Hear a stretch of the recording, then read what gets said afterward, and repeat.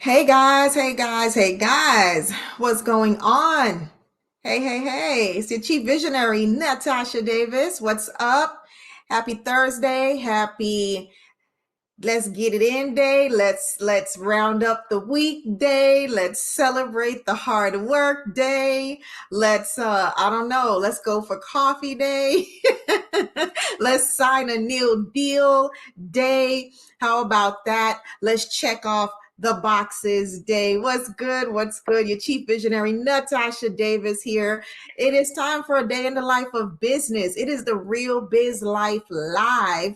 And I love showing up for you guys. I love hanging out with y'all on Thursday because I love getting to dissect these things and get to talk about these really important things in business that sometimes as business owners, when you're running your company, you're moving and shaking. A lot of times these things get stuck in your head. They kind of hang out. So I love getting on to be able to just like dissect these things and let's just talk about it, right? Let's get into it, right? So this live show is a place where we get to dissect the good, the bad, and you said it, the strategy around business, right? And so during our time together, I love transferring knowledge to you so that you can really lift the lid off of your thinking and let's explore the possibilities for growth and improvement within your company. Is that good or good, right? Come on in. Listen, don't be stingy. Tell somebody to come hang out with us. I'm about to drop some serious golden nuggets. I'm about to drop some serious golden nuggets. So I want you to go ahead and tell someone don't be tardy for the party, right? Them. Tag them in a post. We are live in Facebook, LinkedIn, and YouTube. My Instagram family, you just click the link in bio and I know you'll see me live right there. All right.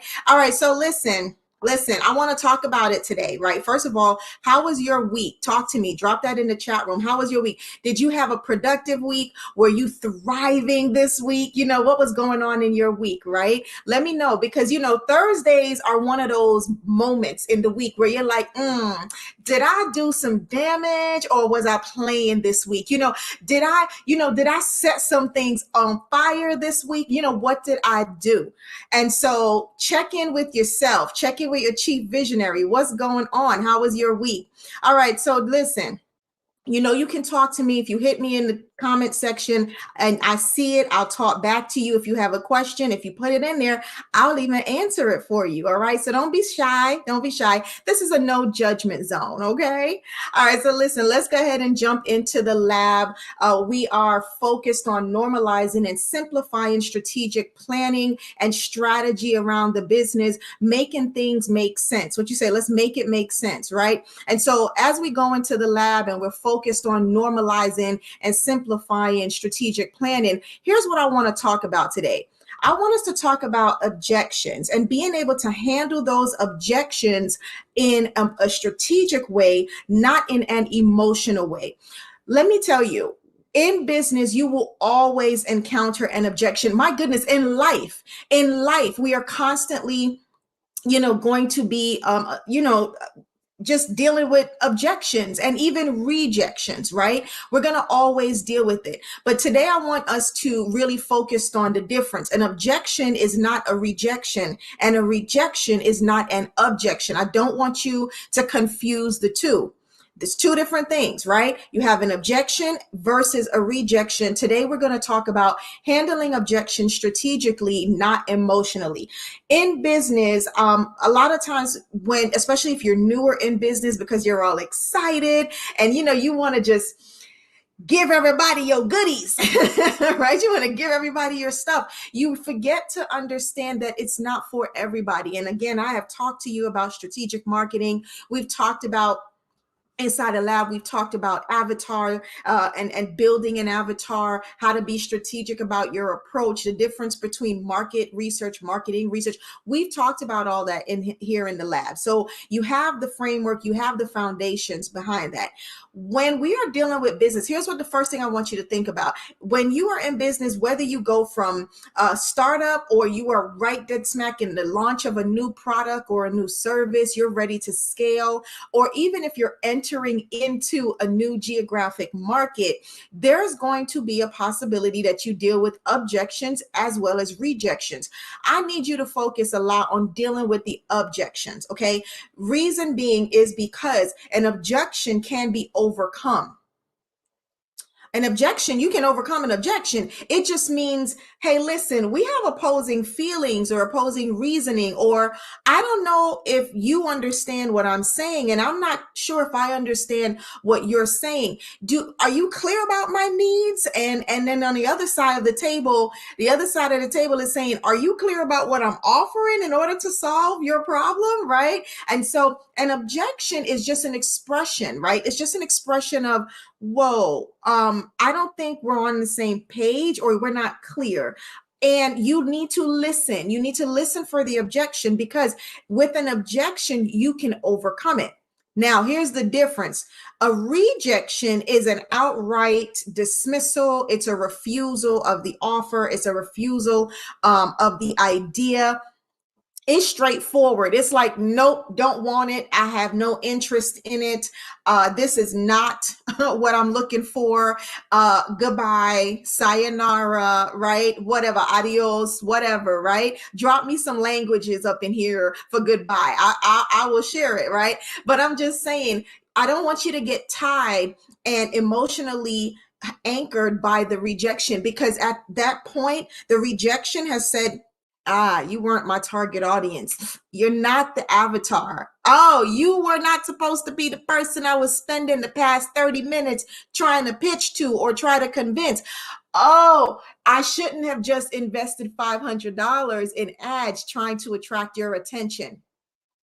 Got it? So don't be overly attached to the rejection. A rejection, okay, you know what? You weren't the right person anyway. However, with an objection, you can overcome it as long as you were listening and you were understanding what they're looking for, right? In business, you handle the objection because there is an opportunity to clear up the confusion. There is an opportunity to provide additional information to guide someone in the decision-making process. You don't walk away like, oh, well, they said they didn't want it. And the larger the product that you're going to be needing to sell is the more you're going to have to deal with the objections. However, if you had set things up the right way, and I'm going to walk you through a very quick snapshot of a sales process, like a consult or a pitch, just real quick. Okay, real quick. But I'm going to walk you through that in a little bit, just to kind of show you how you need to set it up inside of your pitch, inside of your discovery, inside of your demos, whatever you're doing, your product pitch, whatever you're doing, you need to make sure that you have built in some time to address objections, because the human brain will link their current needs and their current wants to what the past experiences, perceptions, beliefs. It's going to link all this to their decision. It's going to link everything to their decision. And the human brain, right? The human has a decision-making process. Even if you don't realize it, the human has a decision-making process. Some are more refined and more intentional than others. And some people, they're making the decision in different capacities, right? One day I'll drop some information on the customer buying process, and I'll walk you through that. Again, we'll pull that, we'll go digging in the crates, right? Like Chubb Rock says, we're going to dig in the crates, and I'll pull that one up and we'll unpack that again. However, the decision-making process is tied to the needs. It's tied to, what do I want? It's tied to past experiences, right? Good or bad experiences is tied to that. It's tied to your perceptions and beliefs, right? Guess what? The decision-making process is also tied to the energy and the environment. It's tied to that, right? So if I'm in an environment where it's like, go, make a decision, the brain is like, oh, I gotta go. That's why they talk about the fear of missing out. I'm gonna miss out. I gotta get in, right? You also have a decision-making process where if the environment is very hostile, and it's very like cutthroat, some people, the brain is like, hold on, stop the presses. I can't think. So this is a perfect shameless plug. My God, I almost missed the opportunity. Bam, baby, right here. What is that? That is the Be Unleashed journal. And let me tell you what is so amazing about this beautiful beast. This beautiful beast right here has a decision making tree in it. So when you have to make decisions and you're like, how do I make a strategic decision? There is a decision making tree inside of your Be Unleashed journal. Grab your copy on Amazon. It is available now. Yes, it's a shameless plug. Your chief visionary is shamelessly plugging the Be Unleashed journey. Now, bam, guess what? If you got your Be Unleashed book, now you got your Be Unleashed journal, and you are just, there's no reason for you not to be unleashed. Can I get it? Can I get it? All right, guys, that's it for my shameless plug. But definitely really cool is that, like I said, the Be Unleashed journal does have a decision-making tree process in there. And it's really for that strategic perspective. How to deal with making a decision, because I need to be able to advance my business forward. I need to be able to make a better decision about what I'm dealing with. Right now, let me share something with you. It is imperative that you sit there and you respect the objection. I want you to respect the objection. What do I mean by that? Respect the objection, meaning you do not sit there and you move on. Don't move on from the objection and you haven't addressed it. You must address an objection. Respect the objection. Respect it. Okay. And I want you to think about this, whether you're the business owner or you're a salesperson doing the pitch, right? For the service or for the product, whatever it is, you must listen. You must listen for what they're saying, right? And also for what they're not saying. Be careful, because most human beings have the innate tendency to be polite, right? They're very polite. They won't tell you certain things. They won't tell you, well, I'm not clear, or I don't like it, right? They're polite. And also, people don't want to look stupid. They're like, wow, this presentation or this pitch went by so fast and I didn't understand a thing. And they just sit there and nod. Oh, thank you so much. Another thing is, if someone is having sticker shock, if somebody came to you and maybe they had one idea of what this particular level of service would cost or what the product would cost. If they came to you with the idea where it's supposed to be $5,000 and it ended up being $10,000, whoa, I can't hear you, because all I heard was 10 and I was prepared for 5. And so therefore most people will be polite. And here's what they'll say. What will they say? Oh, thank you so much. Can you send me a proposal and I'll look over it and I'll get back to you? They're not calling you because you are not listening to what they just told you. They're telling you that's a situation.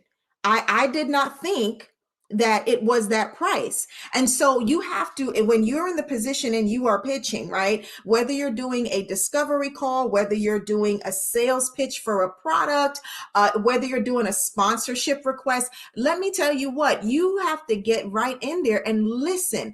Don't multitask, don't be on social media. Don't be out there taking pictures. Don't do all that. But you sit there and you listen, take quick notes, listen to what they're saying, and pay attention to what they're not saying, right? If someone came to you and they're looking for something, and you give them the thing that they're looking for, what you understand it to be that they're looking for, and then they say, oh, okay, could you send me a proposal so I can look at it? I just want to see it, and then I'll get back to you and let you know. They are stuck. And you want to be able to develop a way in which you ask the questions to get past that barrier. You don't want it to be confrontational. You also don't want it to be demeaning, because people do not like to feel stupid at all. I remember about maybe 3 or 4 years ago, just doing a discovery call. I mean, this was a corporate training that needed to be done. Everything was going well. They requested a training for 85 people. And I'm like, that's cool. Makes sense to me. And so they were provided the information based on the 85 people that they wanted to have trained. Well, in during the consultation or this discovery call, I started sensing a little bit of disconnect from the offer, a disconnect from the conversation, the atmosphere, the energy shifted. Now, here's what I'm going to tell you. This conversation was happening on camera. It wasn't like I was in person. That's why you have to pay attention, right? And so I started realizing, and the body shifted and the facial expressions. And when you offered, it was like, it was like, uh-oh. So I said, okay, let me stop right here and let me ask, number one, do we have any questions? I am sensing there's a little hesitation. Put it on the table. Let me know, what are you thinking right now? Where is the disconnect? Have we heard something? What did I not hear? Talk to me. You know what the thing was? They decided in their meeting after they had scheduled the discovery call, they realized that they actually wanted this training to be more tailored to a certain level of team members. And so therefore they no longer wanted the entire body of 85 people. They really only wanted it for a tight 28. But they are thinking, I'm catching that. I don't know why they thought I caught that, because when they submitted to do the call and they answered the questions, they specifically said it was for about 85 people. So therefore I said, okay, hold on. Are we still on the same page? I understand that you want training for 85 people for this. And that's when they said, well, no, we were more thinking like 28. I said, okay, well, that changes everything. And they're like, oh, it does? Absolutely changes everything. Had I not been listening to and paying attention and sensing the energy, right, I would have missed that entire contract. I would have missed the opportunity. You have to pay attention. All right. So if you are doing most of the talking during your sales pitch or your discovery call, you're missing out on the most important phase of the pitch. Is the listening, it's the information gathering. You can't be running like this. You have to be able to allow people to communicate and express what it is that they're wanting in their own way. Now, of course, within a time, but you want to be careful you don't put words in their mouth and let them go to town. Give you an example of a really cool method that you could use for, doing a sales pitch, right? First and foremost, okay, you know what your chief visionary is about to say. You need to have a strategy to your pitch.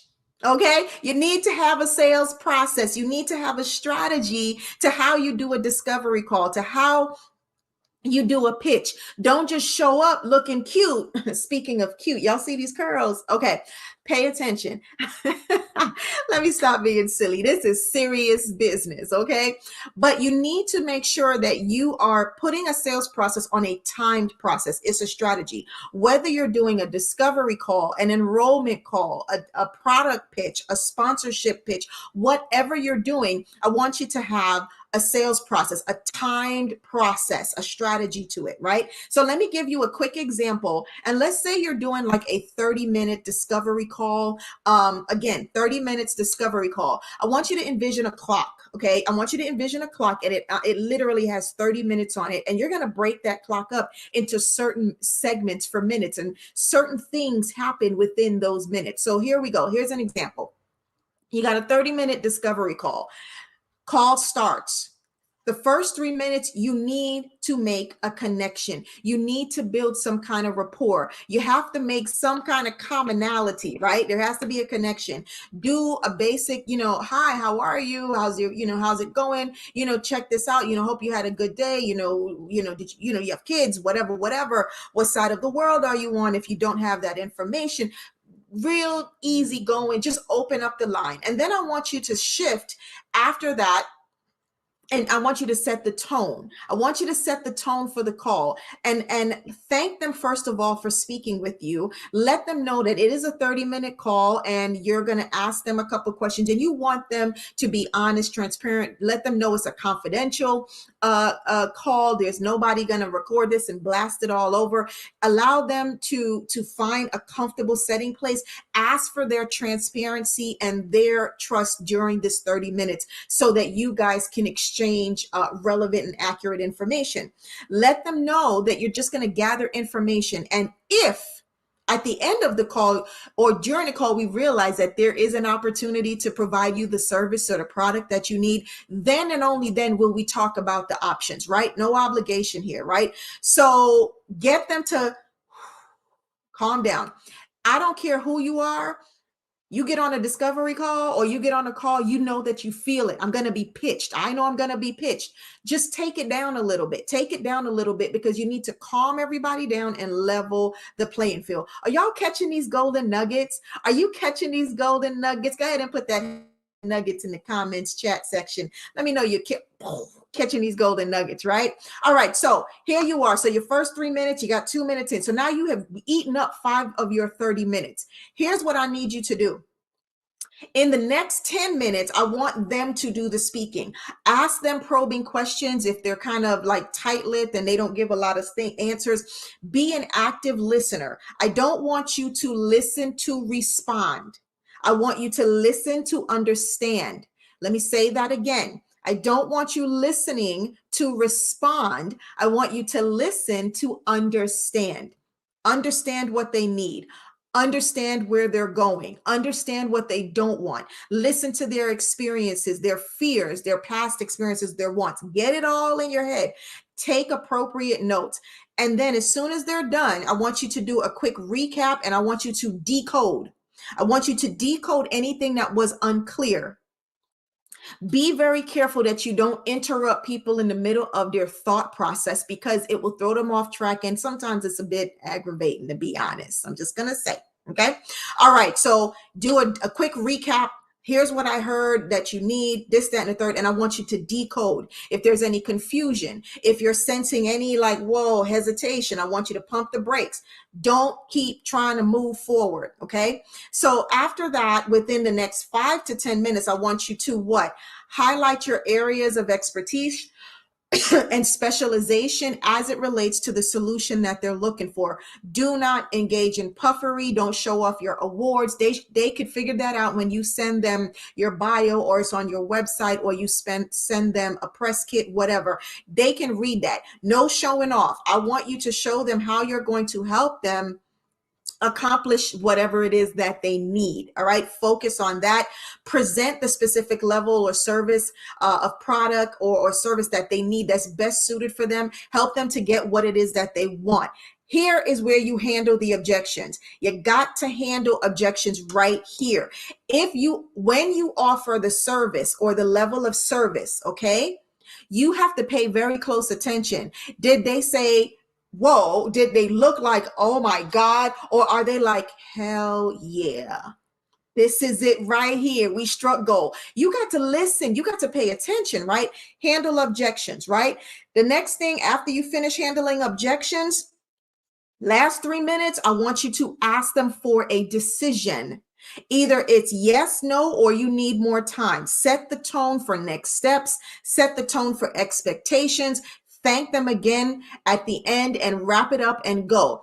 Be careful that you don't have a 30-minute and you drag it out to be an hour and a half without providing warning or permission before you exceed the time. You want to be clear about that. Just don't keep running. But let me back up. Do you see what I'm talking about? Handling objections at the front. Don't move forward. Address the objections head on. Don't sit there and run right past it because you're trying to get through the 30 minutes. Well, the chief visionary said we had 30 minutes to do this call. I heard your objections, but I'm not going to deal with that. You need to deal with the objection because if they can't get past the objection, they can't hear anything else that you're saying. Yes? Sounds good?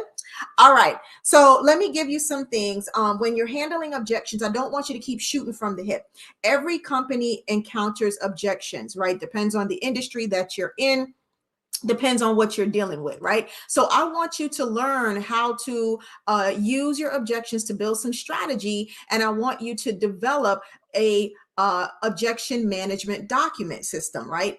Get an objection management document. And basically that looks like you are developing a document that is capturing the objections, each common objection, repeat objection that you're getting. You need to be able to capture that on a standard company document. And for every objection, I want you to develop a response to it. How do we manage an objection like this? Because we keep getting the same one.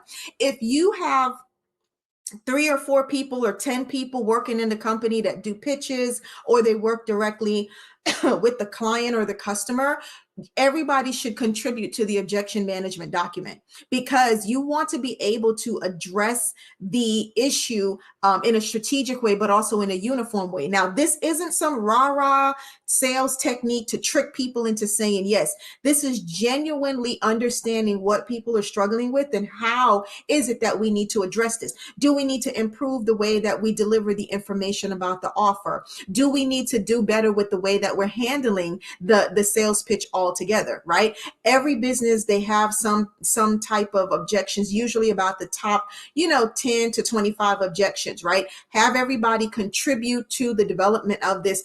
During your strategic team meetings, everybody can contribute to giving a one sentence, one liner, two liner response. You can put it in bullet points so that you can address the objections, and then therefore people can work from that space. Is that good, or is that good? Yes.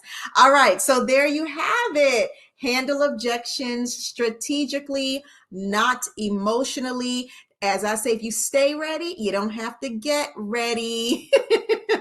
Right? If you stay ready, you just don't have to get ready. So get your life right. Get your life right. And again, if you are grabbing these golden nuggets on the replay, drop that hashtag replay inside of the chat so I know that you were here and I can show you some love. Also, if you are in looking to hey, I need some information. I'm trying to find some other things out, Chief. I need you to dissect some things in the lab for me. Go ahead and drop me a note. Put it in the comment or the chat section. You can DM me as well. Say, hey, can you talk about this particular thing in one of your Real Biz Lives? I just want to talk about that. So you can send that to me and I will take a look at it and explore it. Okay. All right. So listen, one love, one heart, right? If you need your chief visionary for strategy, training, speaking, anything of the sort, please go ahead and schedule a power chat. You can go to the link that you see on the screen and you can schedule your power chat. And please don't forget to subscribe to the YouTube channel, Impact Branding Videos. It's Impact Branding Videos. And I will see you next week. Same time, same place. And you know what I want you to do, right? I want you to bring a friend. Don't let them be tardy for the party, right? Bring a friend with you, share the information, and I will see you next week. Blessings upon blessings, guys. Take care.